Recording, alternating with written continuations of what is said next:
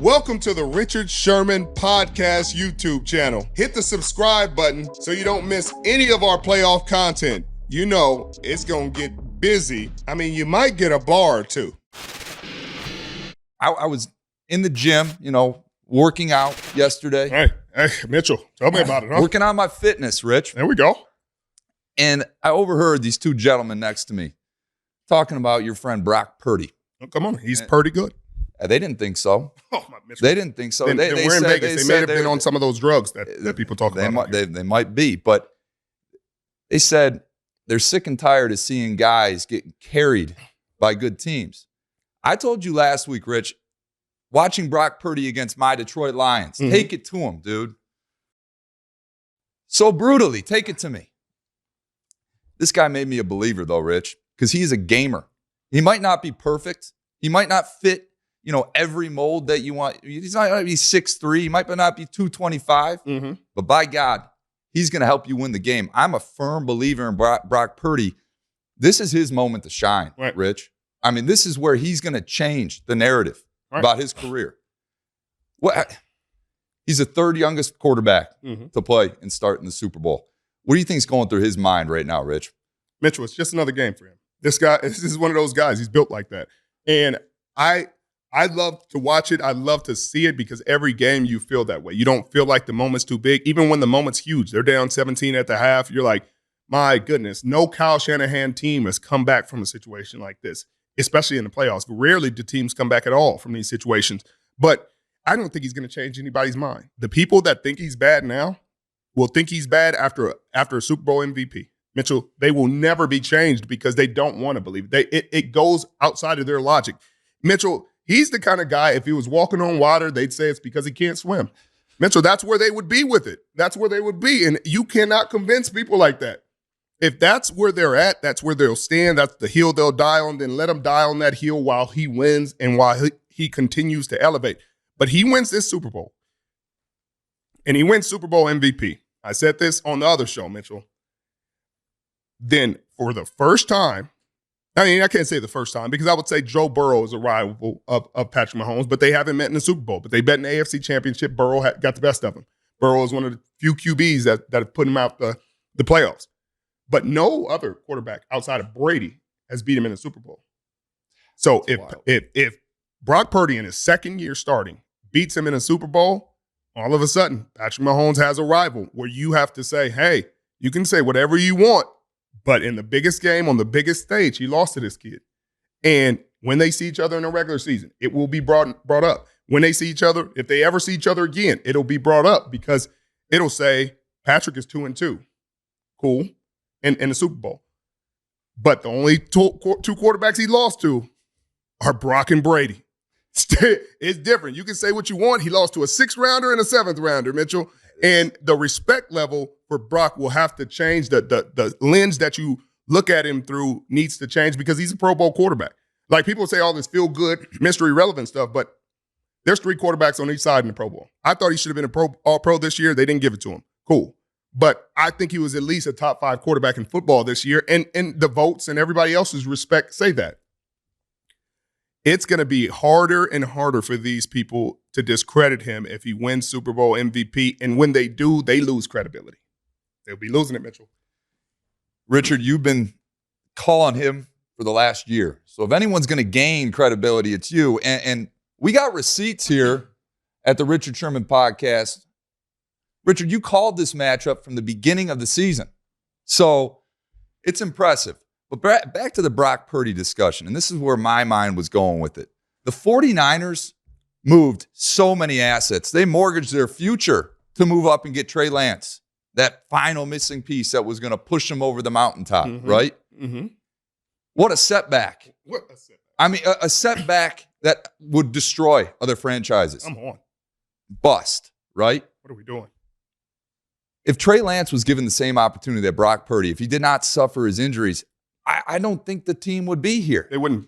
And that's just kind of the reality we face. So I've become a believer of Brock Purdy. I like what he does. I mean, we can get into his cap numbers. He's probably the most valuable player to his team in all football because Mitchell, of that. And what will change is people don't understand first rounders cost money too. Sure. And so Trey Lance is costing against the cap. Everybody's like, man, how are they going to be able to keep this team together?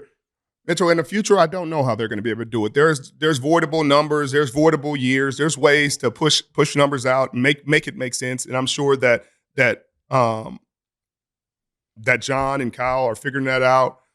Prague is figuring that out right now. They've probably been working on it for the last couple of years. And I guarantee you, Niner fans, I don't care what the number is, and I don't think they will. If this quest for 6 ends in Las Vegas, Mitchell, they'll be like, cut the check. I mean, we've had every other quarterback not take us to the promised land and win. This guy took us to the promised land, quest for 6. We get bragging rights for the next however long. We get to tell Cowboys fans we aren't the same as y'all anymore. We've won one and since the internet has been invented. But I think that they're going to continue to figure out ways to make this team work because they draft well. Not only do they draft well, they develop well in the front office. They develop coaches well. And so every time you think, man, how are they going to pay this guy? How are they going to replace that guy? They find a way. Trent Williams will eventually have to retire. I don't think he's going to retire anytime soon because it's the best football he's ever played in his life. Unreal. And he's making it to places he's never been before. And that energizes you in the football space. You want to retire when you're sitting there going home every year, booking your vacations in December.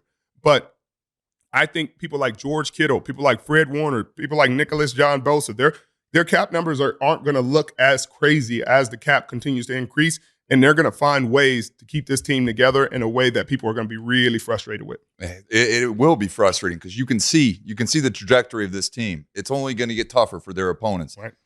Let's look at the other side of the football. I mean, Patrick Mahomes. Mm-hmm. I mean, let's not make light of this. I mean, this guy, you've talked about it a couple weeks ago when I asked you, is he in the Tom Brady discussion? And you said, Mitchell, he's already there. Mm-hmm. I mean, this is where are you? I mean, Patrick Mahomes, if he wins this Super Bowl, I mean, we've already talked about the team. I mean, he doesn't have the Tyreek Hill on the outside anymore. He's making do with what he's got. But if he wins this Super Bowl against your San Francisco 49ers, where does that put him in his legacy? Like, where does that put him with Tom Brady? Is he above Brady at that point? You can't get above him at this point in your career. You just haven't played long enough. You haven't, it's hard unless you were 6 for 6 in Super Bowls your first 6 years, got 3 Super Bowl MVPs. It's hard for anybody to justify you putting over Brady after he played for 22 decades. He's all-decade team, part of 2 decades. Like, no other quarterback's ever done that. He was part of the 2000s all-decade team.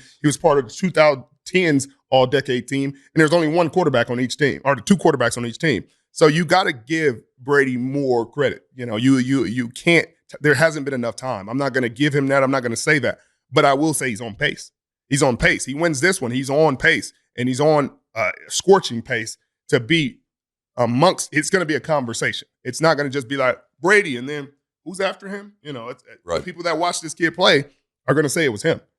It's all about who you played. Just like the Kobe, LeBron, Jordan debate. It's all about who you watched. If you watched Kobe, you're probably going to say it was Kobe. Kobe's the greatest player you ever seen. If you watched Jordan, you got to say it was Jordan. He's the best you ever seen. If you watch LeBron, you're going to say he's the best you ever seen because during their times, they were the most dominant. It was clear, and regardless of who else was there were other great players when Jordan was playing. There were other great players when Kobe was playing, but Kobe was the king of the mountain. And so if Patrick Mahomes wins this, he's the king of the mountain. He's the face of the franchise. So when you talk about quarterback debates and you're like, who's the top quarterback in the National Football League? It's him in a category alone. And then you talk about everybody else because there's nobody else to compare him to. You can talk about Burrow, but the knock against Lamar Jackson was he got hurt too much, Mitchell. And Burrow has missed many seasons now. He's missed 2 seasons. And not that these are injuries that he can control. It's nothing against him, but he's missed seasons. That's injury prone.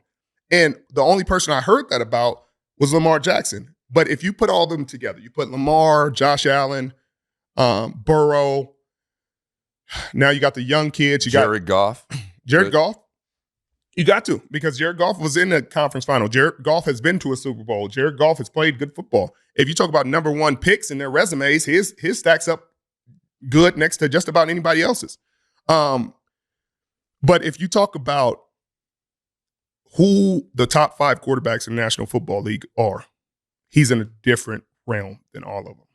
And that's why everybody thought this year would be the year Lamar kind of puts himself back in that conversation with him and Mahomes. And if he would have done it, because he got a second MVP, He would have been in the Super Bowl, potentially won a Super Bowl. Then you say, hey, Mahomes only has one more than Lamar. He has 2 MVPs. That's a conversation. Sure.